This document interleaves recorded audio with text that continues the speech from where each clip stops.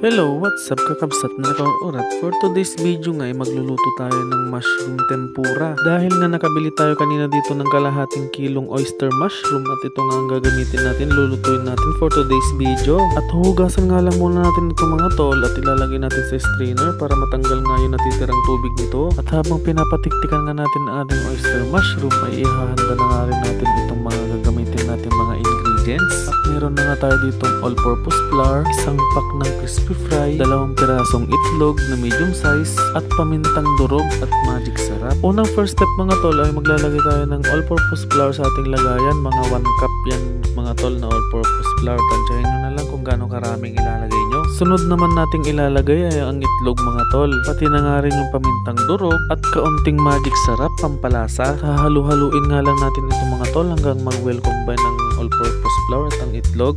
At kapag nahalo na nga natin mga tol ang ating all-purpose flour at ang itlog at ganito na ang itsura niya, ay pwede na natin ilagay ang ating crispy fry na isang pack. At lalagyan na nga rin natin ito ng tubig mga tol ng paunti-unti lang hanggang makuha natin yung tamang lapot ng ating mixture. Hahalu-haluin nga lang natin itong mga tol hanggang sa makuha natin itong tamang lapot niya mga tol. At kapag okay na nga ang ating mixture ay pwede na natin ilagay ang ating mga mushroom. Hahalu-haluin nga lang natin itong mabuti mga tol hanggang sa ma-well coated ang ating mushroom. At kapag nahalo na nga natin itong mabuti mga tol ay pwede na tayong magpainit ng mantika sa kawali. At kapag mainit na nga ang ating mantika mga tol ay pwede na nating iprito ang ating mushroom hanggang sa mag golden brown ito. At nung luto na nga ito mga tol ay nilagay ko lang ito sa may strainer na nilagyan ko ng tissue para matanggal yung mga excess oil nito. At nang maluto nga natin lahat ng mga mushroom mga tol ay syempre gagawa na tayo ng masarap na sausawan na maraming sibuyas, sarapin. At ito na nga ang ating finished product mga tol. At sana wag mo itong mapanood ng mga alanganing oras tsak na magugutom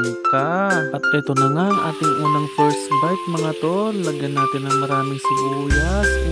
Sarap! Kaya pasensya na mga tol kung napanood nyo ito ng mga alanganing oras tsak na lalabas ka na ng bahay nyo maghahanap ng cravings mo. At sumunod na nga din dyan tumikim si Mrs. At ito nga ang sabi niya.